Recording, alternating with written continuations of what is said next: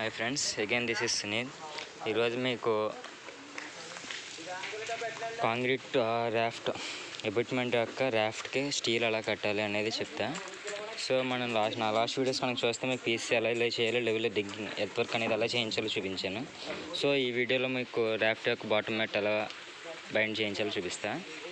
So first మనకు pieces అనేది వేసిన తర్వాత కన్ఫర్మ్గా పాయింట్స్ వల్ల టీఎస్తో ఇచ్చిన పాయింట్స్ ఏవైతేనే కన్ఫర్మ్గా డిస్టర్బ్ అవుతాయి. సో ఆ డిస్టర్బ్ అయిన పాయింట్స్ని మళ్ళీ ఒకసారి క్రాస్ చెక్ చేయించుకోవాలి. టీఎస్ని పిలిపించి చెక్ చేయించుకుని 4 ఎడ్జెస్లో ఇలా రాడ్స్ అనేవి ఫిక్స్ చేయించుకోవాలి. అంటే అక్కడ వరకు మనకు కాంక్రీట్ వచ్చింది అనమాట. సో మనకి ఇచ్చిన కవర్ ఏదైతే ఉంటుందో క్లియర్ కవరు 4 రాడ్స్, ఇది 1 ఎడ్జ్ కదా. సో అలాగే మనం అర్థం చేస్తే ఇంకో ఎడ్జ్లో 4 ఎడ్జెస్లో కూడా 4 రాడ్స్ ఉంటాయి. సో ఈ 4 రాడ్స్ని థ్రెడ్తో ఇలా బైండ్ చేయించి, థ్రెడ్ కనిపిస్తుంది కదా. సో ఈ విధంగా 4 ఎడ్జెస్ కనుక మీట్ చేస్తే మనకి రెక్టాంగిల్ షేప్ అనేది ఫామ్ అవుద్ది.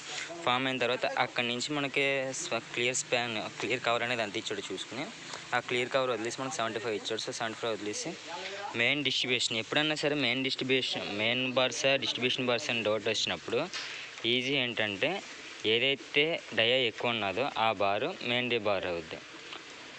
మెయిన్ బార్ ఎప్పుడు డయా అనేది ఎక్కువ ఉంటుంది, ఎందుకంటే లోడ్ ఎక్కువ అదే బేర్ చేస్తుంది కాబట్టి. బాటమ్ మ్యాట్ వచ్చేటప్పటికి ఎప్పుడు మెయిన్ బార్ అనేది బాటంలో వచ్చింది. అంటే మ్యాట్లో ఎప్పుడు టాప్ బారు బాటమ్ బారు ఉంటాయి కదా.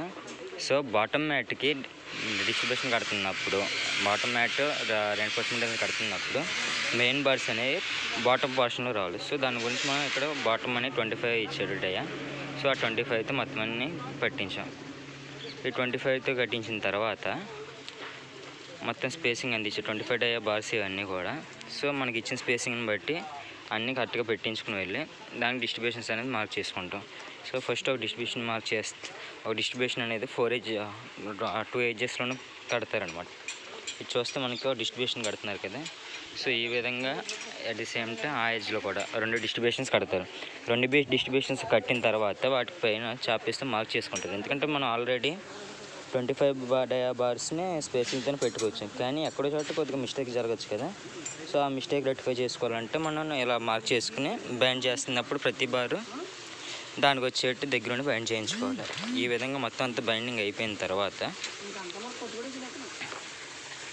ఈ విధంగా ప్రతి బార్ని చెక్ చేసుకుని బైండ్ చేస్తూ ఉంటారు. ఇదే విధంగా ఆ ఎడ్జ్లో కూడా చేస్తారు. So at the same time సెంటర్లో కూడా ఒక బార్ వేస్తాం.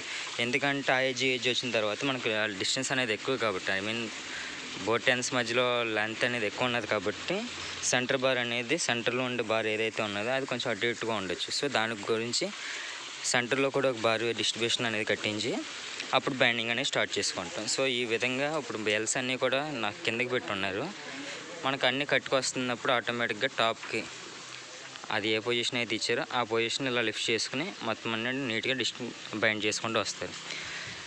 ఈ విధంగా మనం బాటమ్ మ్యాట్ అనేది రెయిన్ఫోర్స్మెంట్ అనేది బైండ్ చేయించుకోవాలి. బాటమ్ మ్యాట్ యొక్క రెయిన్ఫోర్స్మెంట్ బైండ్ చేస్తున్నప్పుడు మెయిన్ ప్రాబ్లం ఏంటంటే ఎంత పీసీసీ వేసినా కూడా అక్కడక్కడ మట్టి అనేది వస్తూ ఉంటుంది. ఎందుకంటే ఎర్త్ వరకు మనం 6 మీటర్స్ డెప్త్ వెళ్ళాం. ఆ డెప్త్లో వేసినప్పుడు 0.1 కాదు 0.2 వేసినా 0.3 వేసినా కూడా ఎర్త్ వరకు అనేది లైట్గా టచ్ అవుతూ ఉంటుంది. సో అలాంటి చోట ఎర్త్ అనేది ఏదైతే ఉన్నదో దాన్ని కొద్దిగా క్లీన్ చేయించుకొని వాటర్తో అప్పుడు బైండ్ చేయించుకోవాలి.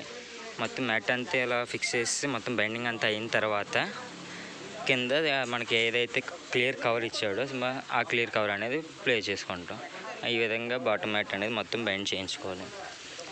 Okay, thank you for watching my video. మీకు ఈ వీడియోలో కనుక ఏమైనా డౌట్స్ ఉంటే నాకు కింద కామెంట్ చేయండి. వీడియో నచ్చితే లైక్ చేయండి. అండ్ మీ ఫ్రెండ్స్కి కూడా సేమ్ ఇలాంటి సబ్జెక్ట్ నేర్చుకోవాలని ఎవరికైనా మీ ఫ్రెండ్స్ ఇక్కడ ఉంటే వాళ్ళకి ఈ వీడియో ఫార్వర్డ్ చేయండి. Thanks for watching.